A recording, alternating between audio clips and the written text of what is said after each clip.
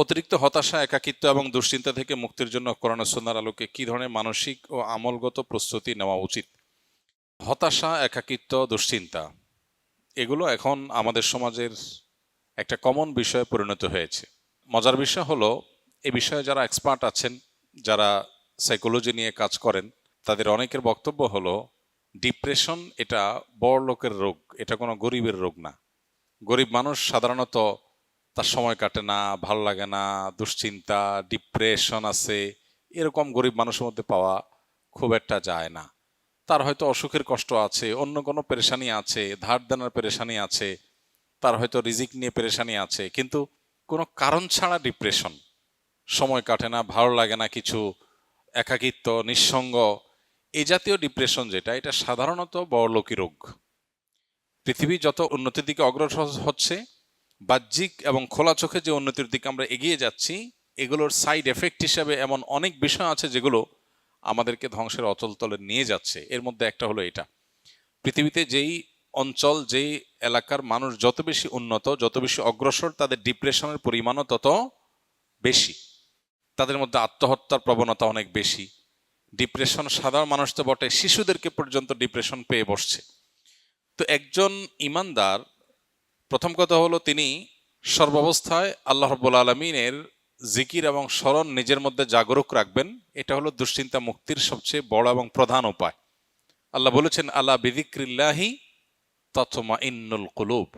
আল্লাহর জিকির এবং স্মরণ, এটা দিয়ে যদি কেউ সদা তার অন্তরকে জাগ্রত রাখে, আল্লাহর সাথে যদি কেউ কানেক্টেড থাকে সব সময়, তাহলে তার অন্তর প্রশান্ত থাকবে, স্থির থাকবে, ডিপ্রেশন তার অন্তরকে পাবে না। এখন আমরা সোশ্যাল মিডিয়া বলি, নেটের কানেকশন বলি, নানান যে আসক্তি এবং নানান কাজে যে আমাদের দিন এবং রাতের উল্লেখযোগ্য সময় আমরা সেদিকে দিয়ে থাকি, সোশ্যাল মিডিয়াতে কোনো আনন্দ, কোনো বেদনা, যেগুলো আমাদেরকে সর্বমুহূর্তে আমাদের ফোকাসকে বিক্ষিপ্ত করে ফেলছে। কখনো আমরা একটা নিউজ দেখে আনন্দিত হয়ে যাচ্ছি, কখনো আরেকটা নিউজ দেখে আমরা বেদনাহত হচ্ছি, কারোর স্ট্যাটাস দেখে আমরা ক্ষুব্ধ হয়ে যাচ্ছি, কারোটা দেখে আমরা খুশি হয়ে যাচ্ছি। এই যে ছোট ছোট ডোপামিনগুলো, এগুলো আমাদের মন, মস্তিষ্ক, চিন্তা ধারা এগুলোকে বিক্ষিপ্ত করে ফেলে। আমাদের ডিপ্রেশন বলি, দুশ্চিন্তা বলি, আমাদের ভালো লাগে না এই ভাব বলি, এটার অনেক বড় একটা কারণ হলো এই জায়গাটা।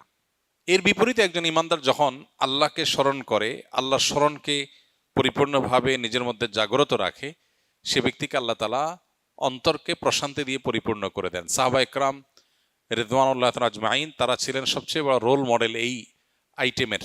কারণ হলো তাদের আজকালকার জীবনে আমরা যতটা সুখ শান্তির উপকরণ পাই, এগুলোর কিছুই ছিল না। তাদের বাসায় খাবার ছিল না, নুন আনতে পান্তা ফুরাবার মতো অবস্থা ছিল আর্থিকভাবে। কিন্তু কোনো সাহাবীকে এরকম দেখা যায় নাই যে এসে নবী করিম সাল্লাল্লাহু আলাইহি সাল্লামের কাছে তার ডিপ্রেশন দূরের জন্য তার অনেক পেরেশানি করতে হয়েছে, অনেক পেরেশানি পোহাইতে হয়েছে। কারণ আল্লাহর স্মরণ দিয়ে তাদের অন্তর পরিপূর্ণ ছিল।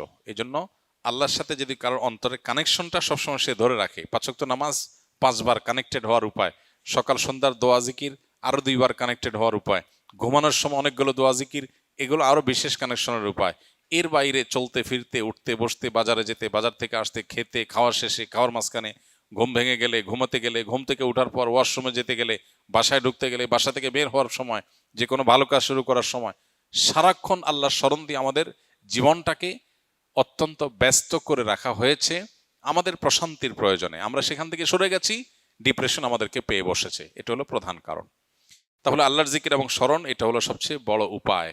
এবং ডোপামিন এবং এই জাতীয় বিক্ষিপ্ত করে ফেলার মতো, ফোকাস নষ্ট করার মতো, মন মেজাজকে বিক্ষিপ্ত করে ফেলার মতো বিষয়গুলো থেকে সরে আসা, এটা হলো ডিপ্রেশন থেকে বাঁচার অন্যতম প্রধান করণীয়।